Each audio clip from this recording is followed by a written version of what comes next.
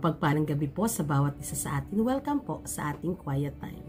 Para po sa ating pagbubulay-bulay, basahin po natin Mateo 5, verse 6. Pinagpala ang mga may matinding hangarin na sumunod sa kalooban ng Diyos, sapagkat sila'y bibigyang kasiyahan ng Diyos.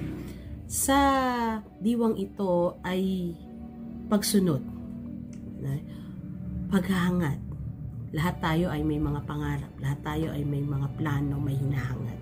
Subalit sa bagay na ito, sa talatang ito, ay sinasabi yung matinding hangarin, ganap na nga hangarin na sumunod sa kalooban ng Diyos. Ito pong pagsunod sa kalooban ng Diyos ay yung pagnanais, yung pagiging uhaw sa kalooban ng Diyos, maging uhaw sa biyaya ng Diyos, maging uhaw sa kabanalan ng Diyos. That is the essence of having passion. Meron tayong passion na ito ay naglalarawan na hindi tayo masasatisfied lang sa mga natatanggap natin dito sa sanlibutan, na itong matinding hangarin sa kalooban ng Diyos ay hindi magiging ganap sa mga bagay na meron tayo dito sa mundo, na hindi tayo masasatisfied ng mga bagay na material, ng mga bagay na nagpapasaya sa atin for a while, kundi ito ay yung pagtatagumpay na magkaroon ng satisfaction sa bagay na pangwalang hanggan. Yung passion na tayo ay laging maghanap sa Panginoon. Yung passion na laging maglingkod sa Panginoon. Yung passion na laging maranasan ang kalooban ng Diyos. Yung passion natin is intense. Intense doon sa nais ng Diyos para sa atin. Yung passion na tayo ay may masigla at malusog na pananampalataya na nagpapakita ng ganap na pagsunod sa ating Panginoon. Ito yung passion natin na mag-alab sa ating Panginoon. Na hindi tayo nabubuhay lang pansamantala. Hindi tayo nabubuhay dito sa mundo ng araw-araw okay na. Kundi tayo ay laging handa na hanapin ang kalooban ng Diyos sa buhay natin, that this matinding hangarin na sumunod sa kalooban ng Diyos ay maging pagnanais na maging matuwid sa harapan ng Panginoon, na tayo bilang mga Kristiyano nakikita sa atin yung lakas, yung kapangyarihan, yung pagtatagumpay, yung kaaliwan, yung kagalakan na nagmumula sa ating Panginoon, at hindi yung power to maliitin ang mga tao, hindi power para mas makita na higit ka sa iba, kundi yung lakas para maglingkod, yung tagumpay na inihayag ang Panginoon, yung kagalakan na ang Diyos ay gumawa sa buhay natin.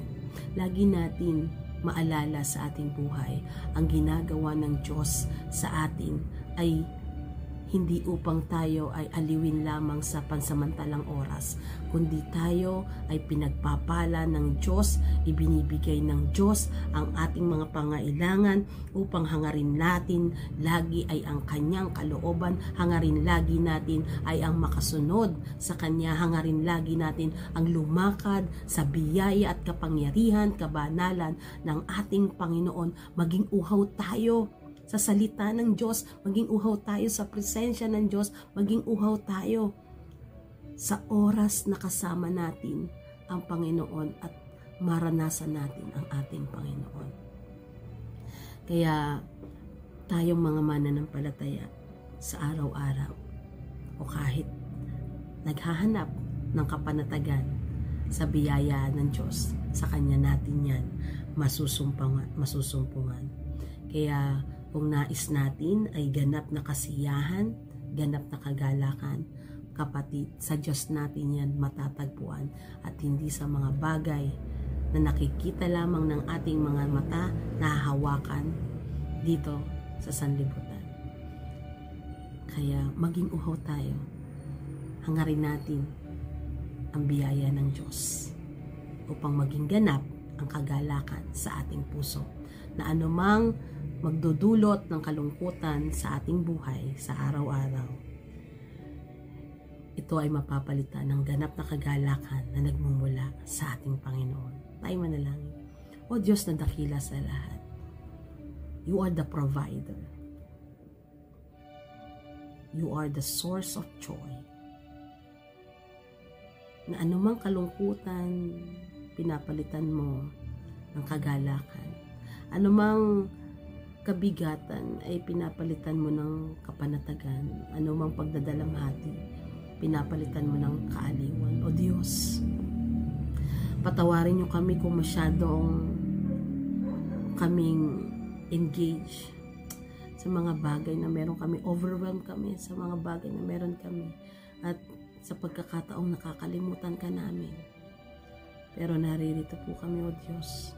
Lagi niyo pong paalabin ang aming puso, ang aming pananampalataya, at lagi naming hanapin ang iyong banal na presensya sa aming buhay, na nawa, O Diyos, sa inyong kalwalhatian, hangarin namin na maging ganap ang aming kagalakan, na masunod sa pamagitan na masunod ang iyong kalooban ng paglilingkod, pagtulong, pagmiministeryo, magandang relasyon, na kami ay makitaan ng bunga ng Espiritu,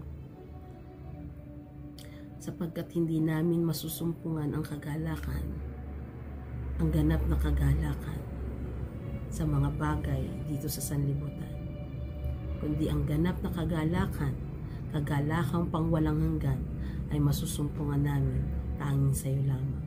Kaya punuin mo ng kagalakan ang aming puso, punuin mo ng kagalakan ang aming buhay, at lagi naming bilangin ang biyaya mo sa aming buhay, na nagdudulot ng kagalakan at nagpapakita sa amin na wala kaming ibang pasasalamatan at pupurihin kundi ang Diyos na nagkakaloob sa amin ng lahat ng bagay.